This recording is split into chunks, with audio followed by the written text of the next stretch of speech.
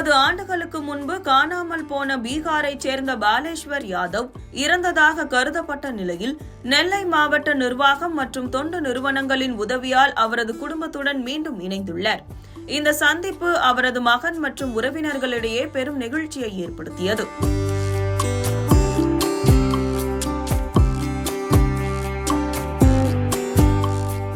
நெல்லைப்பேட்டை காந்தி நகரில் இயங்கி வரும் பேனியன் ஆர் சோயா மற்றும் மீண்டும் இல்லம் திட்டங்கள் ஆதரவற்ற மற்றும் மனநலம் பாதிக்கப்பட்டு குணமடைந்தவர்களுக்கு புத்தாக்க வாழ்வு அளித்து வருகின்றன. இங்கு எண்ணற்றோர் ஆதரவுடன் வாழ்ந்து வருகின்றனர்.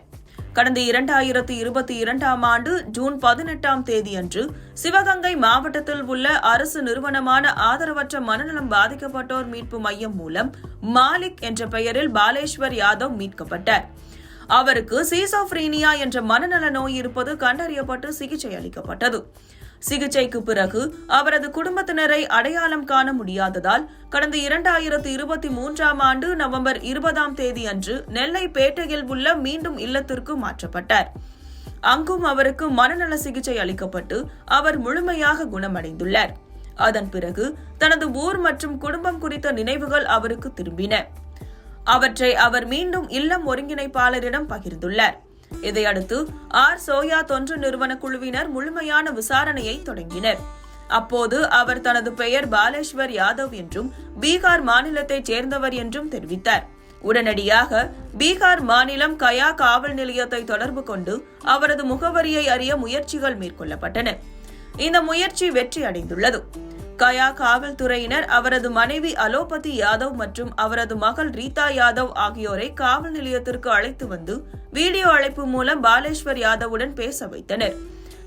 அப்போது அவரது மனைவி பாலேஸ்வர் தனது கணவர் என்பதை உறுதி செய்தார். பாலேஸ்வர் நெல்லையில் இருப்பதை அறிந்து அவரது குடும்பத்தினர் மிகுந்த மகிழ்ச்சி அடைந்தனர். இதையடுத்து அவரது மகன் சனோஜ் குமார் மற்றும் உறவினர்கள் அனில், சஞ்சீவ் ஆகியோர் நெல்லை வந்து ஆர் சோயா மீண்டும் இல்லத்திற்கு சென்று பாலேஸ்வர் யாதவை சந்தித்தனர்.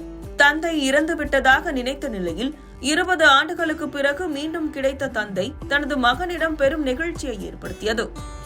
அவர்களிடம் விசாரித்த போது பாலேஸ்வர் யாதவுக்கு 4 குழந்தைகள் இருந்ததாகவும் சமீபத்தில் மூத்த மகன் சாலை விபத்து ஒன்றில் இறந்ததாகவும் கூறினர்.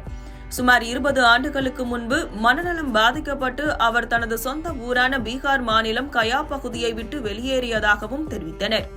பின்னர் பாலேஸ்வர் யாதவ் மாவட்ட ஆட்சியர் அலுவலகத்திற்கு அழைத்து வரப்பட்டு ஆட்சியர் சுகுமார் முன்னிலையில் அவரது மகன் மற்றும் உறவினர்களிடம் ஒப்படைக்கப்பட்டார். மேலும் ஆட்சியர் அவர்கள் பாலேஸ்வர் யாதவ் சொந்த ஊருக்கு செல்ல அனைத்து ஏற்பாடுகளையும் செய்து வழி அனுப்பி வைத்தார். 20 ஆண்டுகள் காணாமல் போன தந்தையை மீட்டு தந்த ஆட்சியருக்கும் தொண்டு நிறுவனத்திற்கும் அவரது மகன் மற்றும் உறவினர்கள் நன்றி தெரிவித்தனர்.